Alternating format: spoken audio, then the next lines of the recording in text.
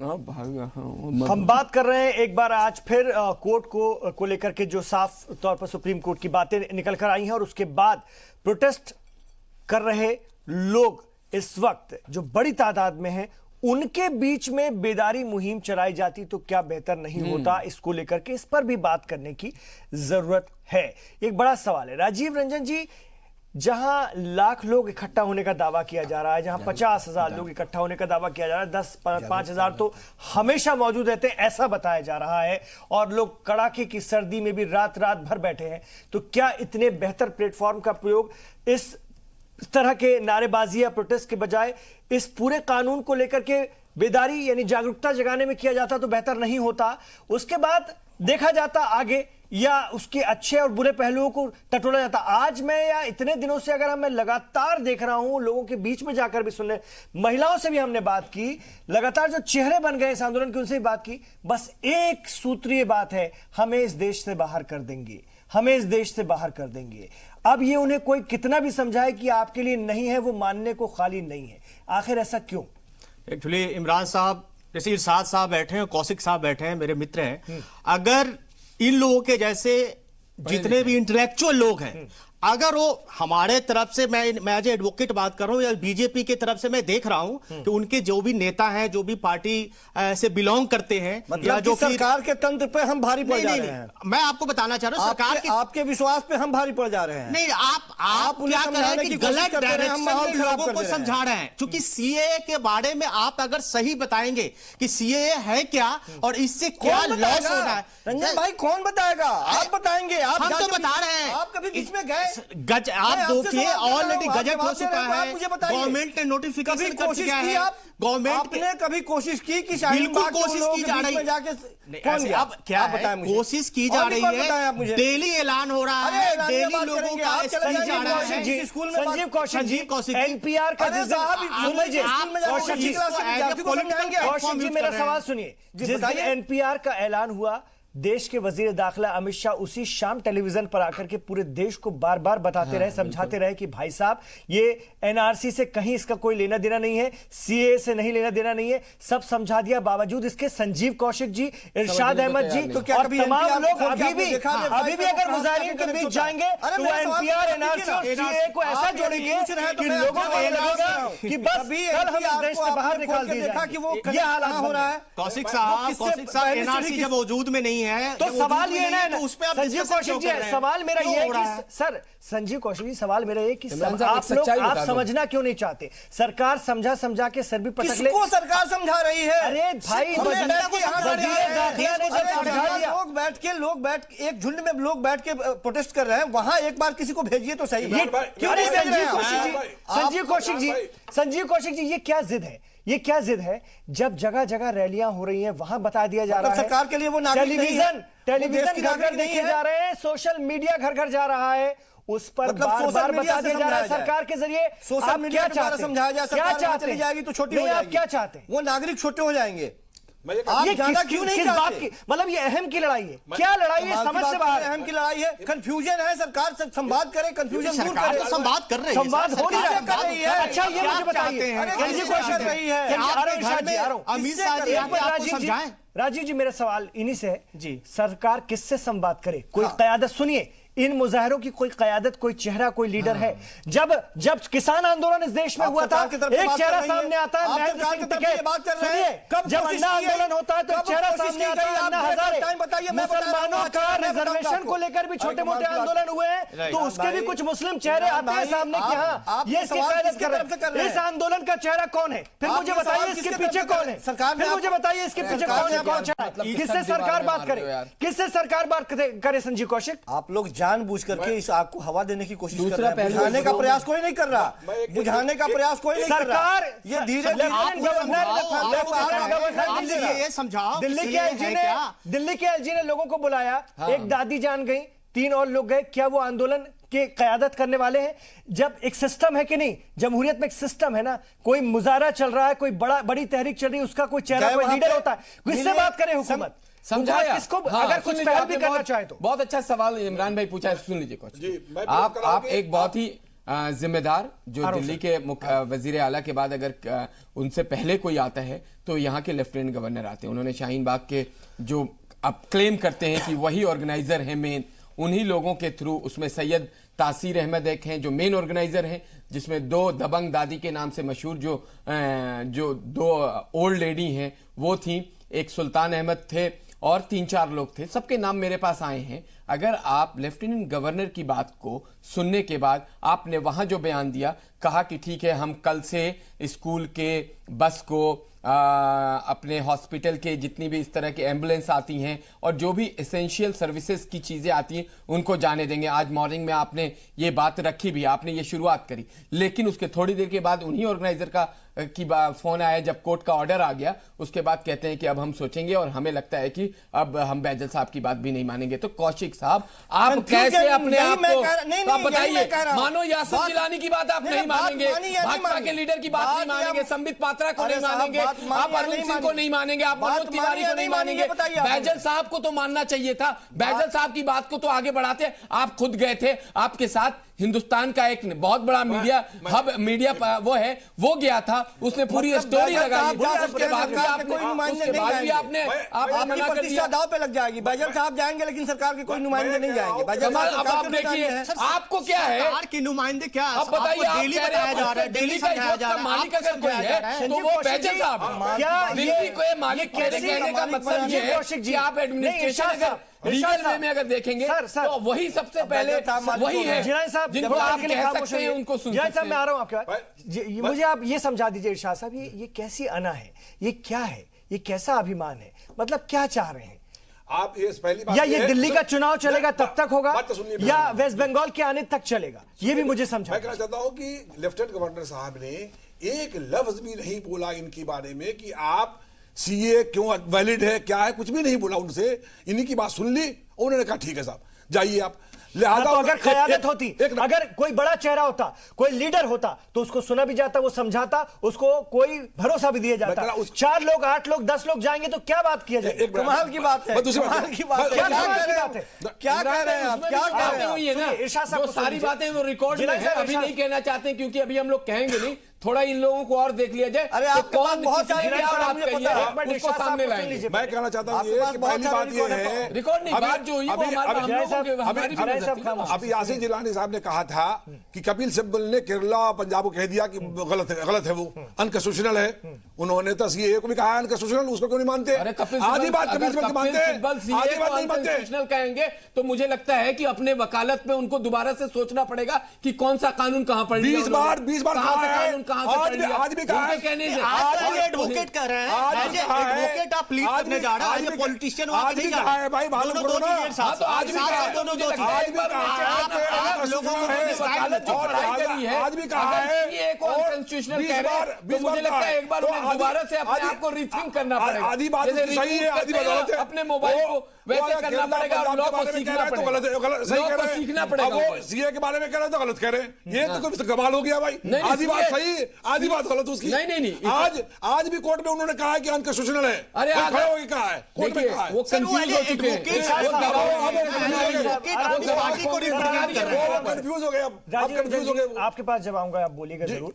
इरशाद साहब, मुझे ये बता दीजिए ना, इतना बढ़िया मंच है, इतने बड़ी पैमाने पर इतनी कमिटेड आवाम इस वक्त मौजूद है, मुजाहिरीन वहां मौजूद है, जो रात भर महिलाएं जाग रही हैं, ठंड में साथ दे रही हैं, उनको बेदार कीजिए, उनको समझाइए ना ये कानून क्या है, उसके बाद लाहे अमल तय कीजिए। यहाँ तो नारेबाजी हो रही, ये नारेबाजी किस बात की हो रही है? हमें आजादी चाहिए, हमें ये किस बात की आजादी चाहिए आपको? अरे क्यों नहीं चाहिए आजादी? किसकी आजादी चाहिए? क्यों नहीं चाहिए आजादी? भुखमरी से आजादी चाहिए, बेरोजगारी से आजादी चाहिए, दूसरा लाइन जिंदा की आजादी चाहिए। क्या बात करते हो कौशिक साहब? कौशिक साहब इस तरह की बात नहीं है, कहते हैं जिंदा वाली आजादी उनको चाहिए, उनका दूसरा एक उनको चाहिए, क्या दूसरा लाइन को सुन लीजिए कभी, भाजपा वाला नहीं बोलते हैं, आपके कैसे नहीं बोला? नहीं बोला, ऑलरेडी बोला है और उस पर बहुत सारी चर्चा हुई। इस तरह की बात को तौहीन करनी चाहिए आप लोगों को। भाजपा बोलती है, आप इस तरह जिंदा का नाम बिल्कुल चाहिए आजादी, बेरोजगारी से आजादी चाहिए, भुखमरी से आजादी चाहिए, कुपोषण से आजादी चाहिए। क्या बात कर रहे हैं? एजेंडा ऐसा नहीं होता है। आपको बड़ी परेशानी होती है। आप लोगों का जो इंटेंशन है बहुत देश के विरुद्ध है और देश के विरुद्ध इंटेंशन के साथ नहीं है। इससे देश बनना आपके इस प्रिंसिपल से नहीं होने वाला है। सर माफी चाहता हूँ, मैंने माफी चाहता हूँ सर, मैंने आप बड़े मुअज्जिज मेहमान है मेरे, चारों को मैंने दिखा दिया और मैंने बोलने दिया, चुप रहा। लेकिन ऐसा मत कीजिए, एक एक करके बोलिए। इन लोगों की सुनने वालों को ना मजा आएगा ना समझ में आएगा। मेरा मकसद है कि चीजों को समझाना, यहाँ से आप सबकी बात जाए और जो कंफ्यूजन हो अगर किसी के दिलो दिमाग में तो दूर हो। ऐसे बात करेंगे तो कैसे चलेगा? इमरान भाई आप बताइए ना, आप बताइए ना, एक एक करके आप बताइए। जब एक बोलेंगे तो बाकी कहीं आपने सुना कि किसी ने हिंदुस्तान से आजादी की बात करी हो? आपने सुना कहीं? आपने कभी सुना कभी कहीं किसी ने हिंदुस्तान से आजादी की बात कर रही हो, कोई कर रहा हो? नहीं किया ना। आजादी चाहिए, वही मैं बार बार बोल रहा हूं कि पूरा लाइन सुनते नहीं है और एक लाइन पे डिसीजन दे देते हैं। बेरोजगारी से आजादी चाहिए, इस तरह के बेइज्जती से आजादी चाहिए। मैंने वो नारे भी सुने हैं कि ये इस्लामोफोबिया है, ये इस्लामोफोबिया है, हमको इस सरकार से आजादी चाहिए, ये हिंदुत्व की तरफ ले जाने की कोशिश है, हमें हिंदुत्व से आजादी चाहिए। बजरंगबली करने वाले लोग भी हैं, ये बातें भी सुनाई दे रही हैं। वो कौन लोग करने वाले भी लोग, कौन लोग हम इनकी बात नहीं करते, हम इनकी बात बिल्कुल नहीं मानते। एक बात कर रहा हूं मैं, मतलब मजहबी रंग तो पूरी तरह से देने की कोशिश किसी न किसी रूप में बचते बचाते हो ही रही है। अली और बजरंगबली करने वाले भी लोग हैं, मैं उनकी बात नहीं करता, बिल्कुल नहीं करता। ये किसी लाइन में नहीं है, इनकी बात छोड़ दीजिए। चंद लोग हैं, उनकी कोई अहमियत नहीं है, वो सब जगह के झुंड में वो आपको मिल जाएंगे। लेकिन मूल बात जो है उस पर चर्चा होनी चाहिए। मैं बार बार बोल रहा हूं, मैं मूल बात पे फिर आ रहा हूं जी, मैं मूल बात पे फिर आ रहा हूं। और बड़ी बात ये है कि ये कैसे गैर आईनी है, बड़ा जो ऐतराज है वो किस बात को लेकर है, ये यहां से समझ में आना चाहिए और दोनों पक्ष समझा दें कि क्या सही है क्या गलत है। इसी पर हम बार बार रहेंगे और कोशिश यही है। चलिए एक बार फिर से बातचीत की इसी जो विषय है उस पर शुरुआत करते हैं। मैं राजीव जी आप ही के पास आऊंगा जी। आप मुझे बस इतना बता दीजिए मेरे नाजरीन को कि जो लगातार इस मामले में प्रोटेस्ट कर रहे हैं उन्हें क्यों नहीं प्रोटेस्ट करने की जरूरत है? सर एक्चुअली उन्हें इसलिए नहीं प्रोटेस्ट करना चाहिए कि उनके जो हमारे देश के नागरिक हैं उनके अगेंस्ट किसी भी तरह का कोई एक्ट सीएए में कहीं कोई वर्णन ही नहीं है, कोई जिक्र ही नहीं है, लेकिन कोई एक्सप्लेनेशन ही नहीं है। 14 आप भी वकील हैं सर, क्या बता रहा हूं आर्टिकल 14 अभी वो कहता है देखिए नागरिकता कानून सभी के लिए नहीं होगा, लेकिन अब जो संशोधन नागरिकता सभी के लिए है, सभी के लिए, ठीक है, सारे नागरिकों पर लागू होती है, लेकिन जो संशोधन हुआ है बस वो इतना ही हुआ है कि उसमें गैर मुल्की गैर मुस्लिमों को शामिल कर लिया गया। ठीक है सर, ठीक है सर, लेकिन क्या कहता है इक्वलिटी बिफोर लॉ। आज जो हम बात कर रहे हैं सीएए की, जो बात कर रहे हैं सिटीजनशिप अमेंडमेंट एक्ट की जो बात कर रहे हैं, उसमें जो जिक्र है वो हमारे इंडियन सिटीजन के लिए नहीं है। आपको इसको समझना चाहिए कि ये इंडियन सिटीजन के लिए कहीं कोई चर्चा नहीं कही गई है इस एक्ट में। और कॉन्स्टिट्यूशन ऑफ इंडिया जो है हमारे सिटीजनशिप, हमारा जो इंडियन सिटीजन की बात करता है। राजीव जी शक ये है जी इंडियन सिटीजन के नहीं है, मैं भी समझ गया, राइट। लेकिन जो शाहीन बाग से लेकर देश भर में मुजाहरों पर उनको शक ये है कि जैसे असम में हुआ था उसी तरह से जब एनआरसी होगी, जैसा कि वजीर दाखिला भी कहते रहे, हालांकि अभी सरकार बैकफुट पर है, करेंगे कल को करेंगे। तो फिर जो गैर मुस्लिम है अगर कागज नहीं दिखा पाएंगे तो सीए के थ्रू अंदर हो जाएंगे, लेकिन मुसलमानों को डिटेंशन कैंपों में जाना पड़ेगा। यही एक आम धारणा है। ऐसा बिल्कुल इमरान साहब, इस तरह का इसको जितना क्लियर कर सकते हैं यहां से इस इमरान साहब मैं कानून के माध्यम से और जो एक्ट है उसको मैं क्लियर करना चाहूंगा। कानून को परिभाषित कानून ये जो सीएए बना है, मेरी बात सुनो, मैं जो बता रहा हूं ना कर लेंगे आप सीएए कानून भाई, आप कानून को परिभाषित करेंगे, इंटेंशन कैसे परिभाषित कर लेंगे? बात कर रहे हैं सीए पर सुप्रीम हिदायत की और लगातार हम समझने की कोशिश कर रहे हैं कि सीए को लेकर के जिस तरह से आज ऑनरेबल सुप्रीम कोर्ट ने, जैसा कि मुजाहिरीन को भी लग रहा था कि कोई सख्त रद्द-ए-अमल जाहिर करेगा, लेकिन ऐसा हुआ नहीं, आगे का वक्त मिला है। सर आ रहा हूं आपके पास, मैं राजीव रंजन से मुखातिब था। राजीव रंजन जी मुझे बता दीजिए सीएए क्यों खतरनाक नहीं है मुसलमानों के लिए जी, अगर एनआरसी भी होती है देश में तो। एनआरसी को लेकर के ये मत कहिएगा कि अभी सरकार ने कहा नहीं है, वो ठीक है, वो स्टैंड हो सकता है, लेकिन कभी ना काल तो होगी ना, उसके लिए वो मना भी तो नहीं करते। राइट।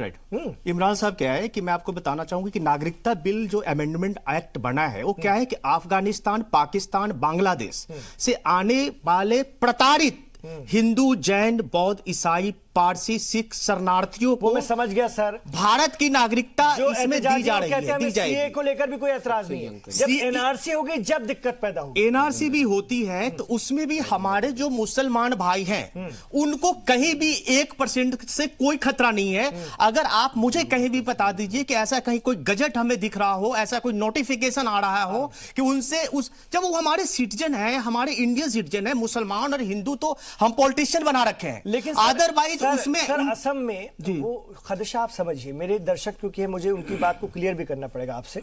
जब असम में हुई थी तो आधार और वोटर लिस्ट को नहीं माना गया था सबूत के तौर पर, ठीक है।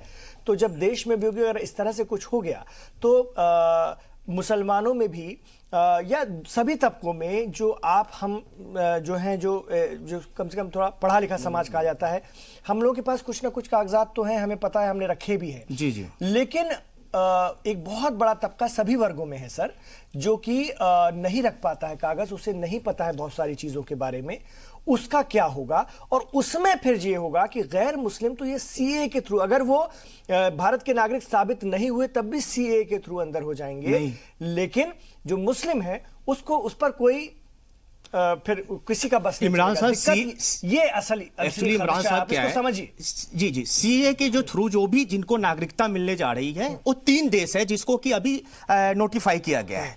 इसके अलावा जो हमारे भारत के जितने भी लोग हैं जो सिटीजन्स हैं उन पे किसी भी तरह का कोई आंच है ही नहीं। अब रही बात एनआरसी की, सपोज एनआरसी इंट्रोड्यूस भी किया जाता है, जहां तक असम की बात है तो असम में जो एनआरसी की बात चल रही है या जो वहां पे सारी की गई वो सुप्रीम कोर्ट के डायरेक्शन पे चल रही है, सुप्रीम कोर्ट उसमें डायरेक्ट इंटरवेन कर रही है और उसको देख रही है। अब रही बात पूरी देश की कि पूरे देश में अगर एनआरसी इंट्रोड्यूस करता है तो क्या होगा। एनआरसी इंट्रोड्यूस करता है इमरान साहब तो हमारे मुसलमान भाई को या किसी भी माइनॉरिटी के किसी भी लोगों को किसी भी धर्म के आधार पे उनको किसी भी तरह का प्रताड़ना और उनको नागरिकता से दूर नहीं होना पड़ेगा, नहीं होना पड़ेगा, नहीं होना पड़ेगा। क्यों होगा?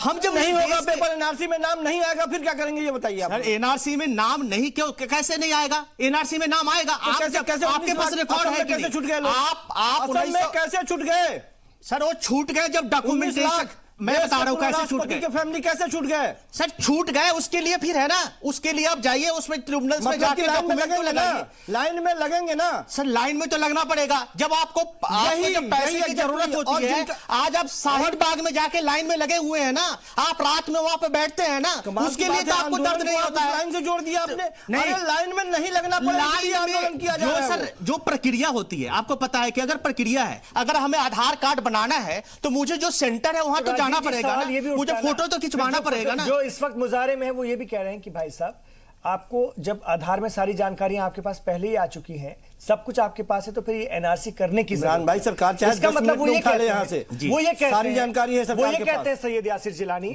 कि भारतीय जनता पार्टी की क़यादत वाली ये हुकूमत नियत से गड़बड़ है और ये हमें तंग करेगी। सीधा सीधा उनका गणित है। नहीं, देखिए क्योंकि राजीव रंजन जी समझा रहे हैं, मुझे समझ में आता है, लेकिन मुजाहिरीन बस यहीं अड़े हुए। मुजाहिरीन को मैं बता रहा हूं। आप उनको कैसे समझाएंगे? आप चूंकि भाजपा के जिम्मेदार लीडर हैं, इसलिए समझा दीजिए। एक जो सुप्रीम कोर्ट से गाइडलाइन सुप्रीम कोर्ट की थी और आसाम में एनआरसी हुई थी, आपने देखा था, हमने इस पे कम से कम, मुझे लगता है मैंने और आपने 200 से ज्यादा डिबेट एनआरसी आसाम को लेके पिछले 2.5-3 सालों में करी है।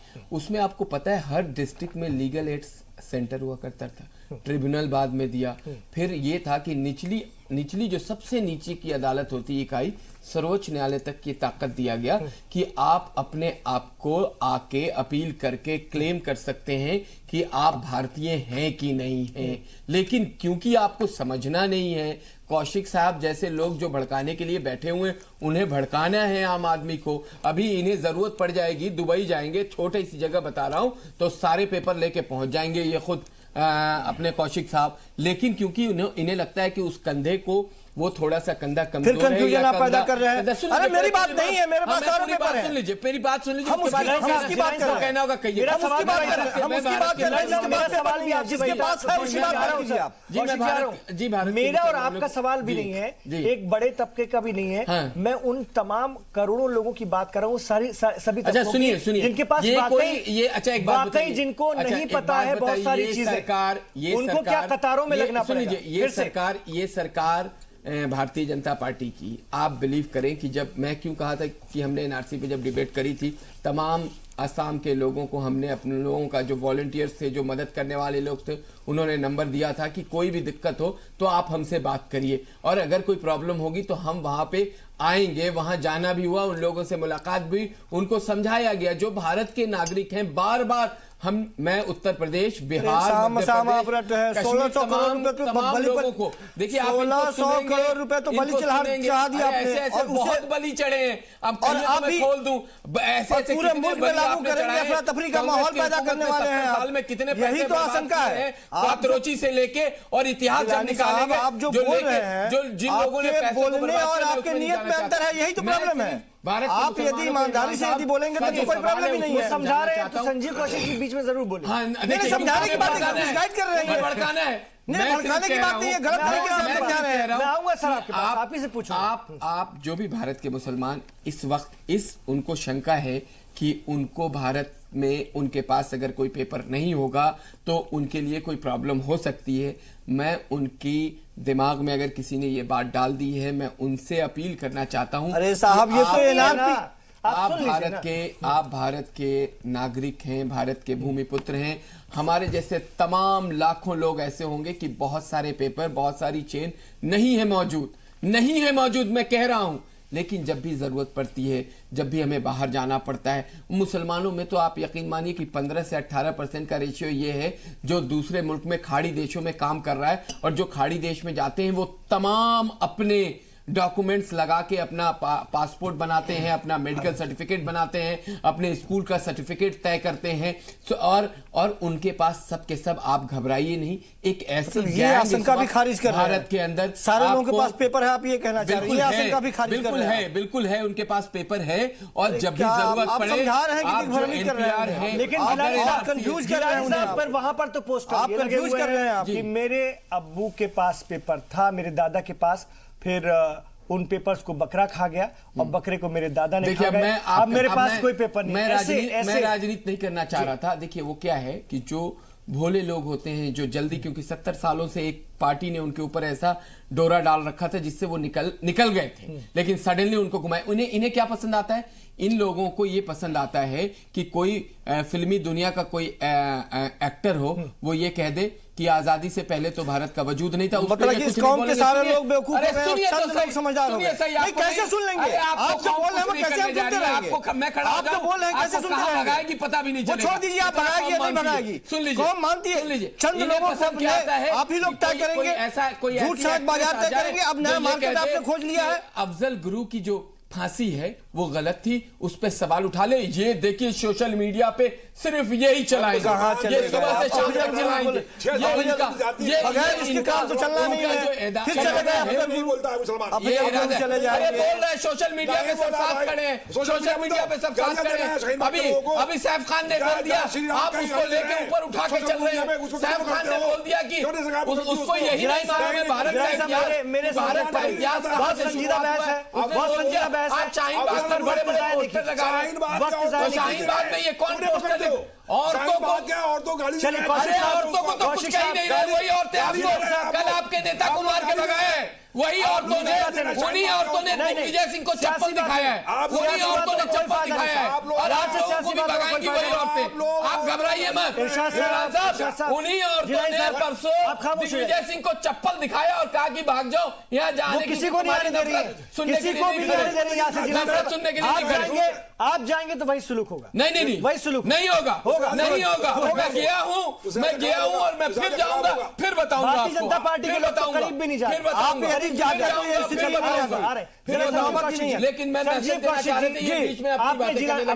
जैसे आप खामोश रहिए, मैंने आपको सुन लिया और यहां वहां नहीं चलिए, बीच में मेरे सवाल पे रहिए। जी जिलानी साहब को आपने सुन लिया, संजीव कौशिक, अब आप अपने एतराजात बता दीजिए मेरे विषय पे रहते हुए। सैफ अली खान, सारे एतराज को एक तरफ आप रख दीजिए, फिल्मी अदाकारा की तरफ ना चले जाइए। चलिए, सारे एतराज को एक तरफ रख दीजिए। मेरी शिकायत केवल और केवल यही है, देश की जो सरकार है कम से कम ईमानदारी पूर्वक एक बार भी संवाद करने की कोशिश करती। आप यहाँ हमसे सवाल कर रहे हैं, लेकिन सरकार एक बार भी कहीं दिखाई नहीं दे रहा कि कोई जाके संवाद करने की कोशिश करे। आखिर सरकार किस घमंड में है, क्यों नहीं वो बात करना चाहती? वो आपके मुल्क के नागरिक हैं, आपके अपने हैं। एक बार मास्टर के साथ कमाल की बात कर रहे हैं, इसलिए नहीं जा रहे हैं आप, इसलिए जा रहे हैं। बिल्कुल, अगर आप यही तो, अगर सरकार की यही आपने तय कर लिया है, यही आपने तय कर लिया। सरकार ने कहा था बैठिए, आपको क्या बात कर रहे हैं? सरकार के खिलाफ पॉलिटिकल मास्टर आपको गाइड करें, कांग्रेस गाइड करे, कांग्रेस गाइड करे तो सरकार नहीं जाएगी। खुल के कह रहा हूँ, नेशनल चैनल से कह रहा हूँ, सरकार के पास संवाद करने आना पड़ेगा। 60 सालों में कांग्रेस ने भी करेंगे। अरे 60 सालों में कांग्रेस ने भी इस तरह से घमंड नहीं दिखाया। 6 सालों में आप दिखा रहे हैं, की बात नहीं कर रहे, 6 सालों में बता रहे हैं कि क्या एग्जैक्टली पोजीशन है। जनता जब भटकती है उसकी आवाज सुनाई नहीं देती है, जब तक भड़काएंगे वही जनता है, इसी जनता ने आपको दिखाया है और वही जनता उठाएगी। जैसे आज बैजल साहब ने बुला के बात की, आज जनता को आपने सड़क पर छोड़ा है, सड़क पे लाएगी आपको जनता। अच्छा, वही जनता सड़क पे लाएगी। कांग्रेस और अपोजिशन डील कर रहे हैं। ये लोग खुद ही निकल के आए हैं और कोई डील नहीं कर रहा है। सोशल मीडिया पे भाजपा के लोग, आरएसएस के लोग इतनी बदतमीजियां कर रहे हैं ये शाहीन बाग के औरतों के बारे में, और शर्म आनी चाहिए उनको। और किसी भी धरने में, हिंदुस्तान के हर कोने में धरने में नेशनल एंथम पढ़ा जाता है, भारत माता की जय कहा जाता है। ये झूठ बोल रहे हैं कि वो क्या नाम है, जिन्ना का नाम लेते हैं, किसी और का नाम लेते हैं, ये भाजपा वाले फैला रहे हैं। लिहाजा ये पीसफुल एजिटेशन चल रहा है और हमेशा सरकार के खिलाफ चलता है एजिटेशन। तरीका ही यही है, सरकार के गलत फैसले के खिलाफ चलता है। अगर सुप्रीम कोर्ट को नहीं मानना था अनकॉन्स्टिट्यूशनल तो रिजेक्ट कर देता, डिसमिस कर देता केस को। क्यों नहीं डिसमिस किया? ठीक है, इसलिए डिसमिस किया कि इसमें जान है, 9 राज्यों ने। ठीक है, अब देखते हैं 4 हफ्ते बाद हुकूमत की तरफ से क्या जवाब आता है, उसके बाद कोर्ट का क्या रिएक्शन रहता है, ऑनरेबल कोर्ट का, वो देखना होगा। बहरहाल अभी तक ताजा सूरत हाल यही है कि मुजाहिरीन डटे हुए हैं।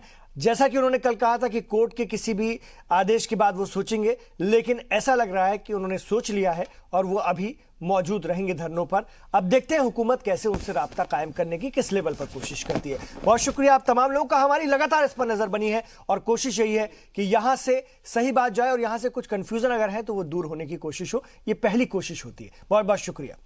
आप लिखे जी सलाम।